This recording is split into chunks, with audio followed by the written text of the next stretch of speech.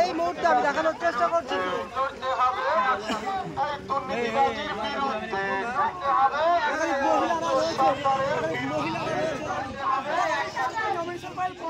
আজকের আপনাদের দুয়ারে এসছেন, কি বলবেন এই প্রার্থীকে নিয়ে?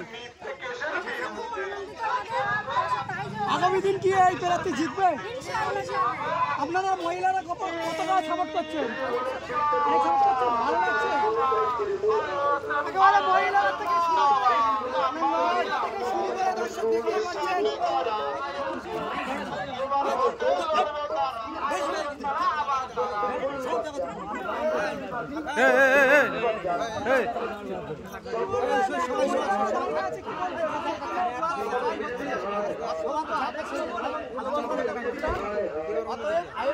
মানুষ মন থেকে ভালোবাসছে তারই একটা প্রমাণ। সমস্ত ভাইরা মায়েরা বোনেরা সবাই অধীর আগ্রহে ছিলেন, দাঁড়িয়েছিলেন। আমরা আসলাম, অত্যন্ত খুশি ওনারা এবং আমিও যথেষ্ট খুশি। এনাদের আবেগকে সম্মান করি, এনাদের ভালোবাসাকে সারা জীবন ভাবে মনে রাখবো এবং আশীর্বাদ আমি চাইবো। আমরা দেখতে পেয়েছি একটা ছোট্ট বাচ্চা আপনার গলায় মালা তুলে দিচ্ছে, কি বলবেন সেই বাচ্চাকে নিয়ে? আইএসএফ মনেই তো বাচ্চা, বুড়ো, যুবক, যুবতী সবার ভালোবাসার একটা প্রতীক। অতএব আইএসএফ এত ভালোবাসেন মা এবং বোনেরা যারা আছেন, তারা আইএসএফকে মন প্রাণে ভালোবাসেন। এই মহিলাদের সারা কি বলবেন? এত মহিলারা, শুধু এই মহিলা নয়, পশ্চিমবঙ্গ জুড়ে আইএসএফকে মানুষ চাইছে। এই এলাকায় এত উত্তপ্ত থাকার পরেও যে মানুষের বীর বা মহিলাদের বীর কি জানাবেন? মানুষ এই যে মানুষের এত সাহসিকতা আইএসএফে কিভাবে? কিন্তু মানসিকতা থেকে উঠে আসে, অর্থাৎ মন থেকে উঠে আসছে। এটা কোনো রকম গুন্ডা বাহিনী বা বোম বাহিনী দিয়ে আটকানো যায়নি, আটকানো যাবেও না।